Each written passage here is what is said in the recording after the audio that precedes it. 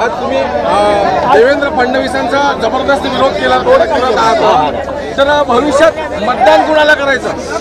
आता आगामी लोकसभा निवडणुका येणार आहेत, तर मतदान कुणाला करायचं? भाजपला करायचं का नाही करायचं? राजकीय मार्ग माझा नाही, पहिल्यापासून तोच शब्द बोलतो. आता देवेंद्र फडणवीस साहेबांनी 2-4 चुका अशा केल्यात की लोकांवरती गुन्हे दाखल करायला लावणे, माझ्यासारख्या सर्वसामान्य लेकरांवरती SIT सारख्या नियुक्ती करणे. तुम्ही ज्यांनी भ्रष्टाचार केला त्याचसारखे करायला पाहिजे. मी ते नाकारत नाही. आता तर दूध का दूध पाणी का पाणी झालंच पाहिजे. आता SITने चौकशी केलीच पाहिजे आता. परंतु तुम्ही सगळ्या सोयऱ्यांची अंमलबजावणी करत नाही. 6 महिने झाले.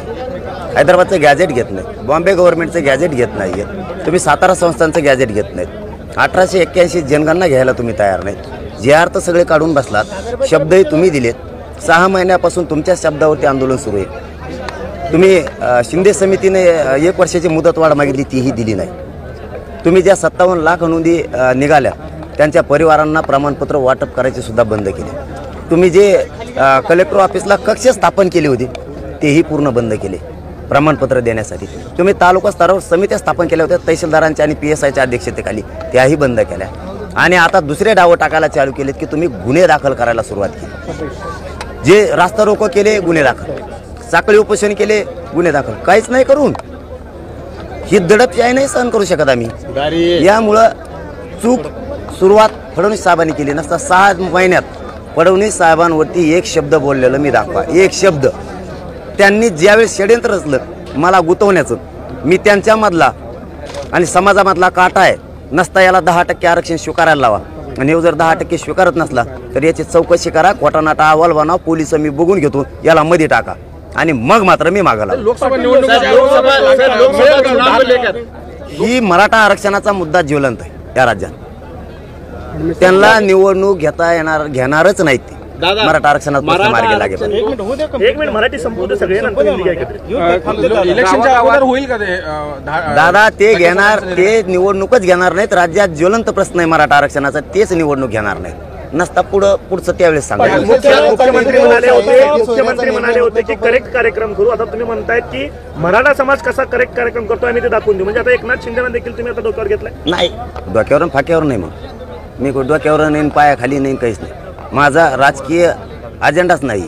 6 महिने शिंदे साहेबाच्या शब्दावर, त्यांचा शब्दाचा मान सन्मान मराठ्यांनी केला का नाही केला तर याचं उत्तर केलं आहे. आंदोलन आम्ही चालवतो. तुम्ही सांगताल ते 6 महिने ऐकलं म्हणजे आम्ही तुमचे लाड केलेत, उलट तुमचे लाड केलेत. कारण आम्ही प्रत्येक वेळेस म्हणलो देऊ शकतात आरक्षण तर शिंदे साहेबच. आणि तुम्ही मला म्हणजे गुतवाल निघाले मला फडणवीस साहेब. मी बोललोय फडणवीस साहेबाला, शिंदे साहेब काय म्हणते लिमिट तोडलं तर मी करेक्ट कार्यक्रम करतो. म्हणजे तुमच्यावर मराठ्याने विश्वास ठेवायचा, 6 महिने वेळ बी द्यायचा आणि तुम्ही आमचा करेक्ट कार्यक्रम करणार. मग तुम्ही मर्यादा सोडली, तुम्ही मर्यादा तोडली, आम्ही सुद्धा करेक्ट कार्यक्रम करत असतो तुम्हाला. आता तुम्ही जर आमचा करेक्ट कार्यक्रम करतो म्हणल्यावर तुम्ही दगा फटका नाही केला, काय केलाय? मग आम्ही सुद्धा तुम्ही मर्यादा तोडली म्हणून आम्ही सुद्धा करेक्ट कार्यक्रम करू शकतो. 3400 उमेदवार अर्ज भरतायत आणि महाराष्ट्र सगळीकडेच होणार आहे आता लोकसभेच्या. ही आकडा 26,000च्या पुढे तुम्हाला 9 तारखेपर्यंत गेल्या दिसते.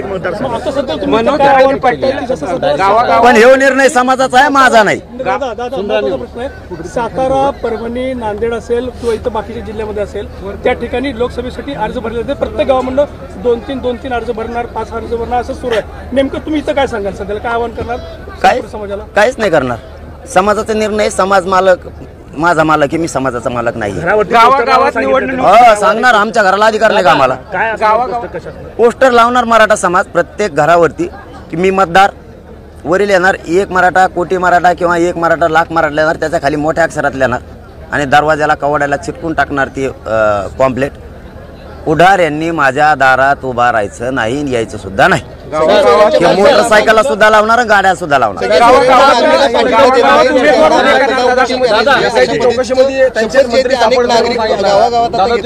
घेणार, आम्हाला अधिकार आहे.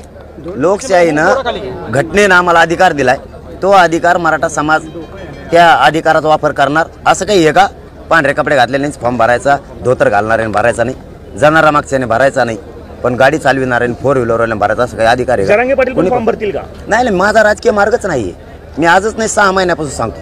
पण माझ्या मायबापानं निर्णय घेतलाय, समाज माझा मालक आहे.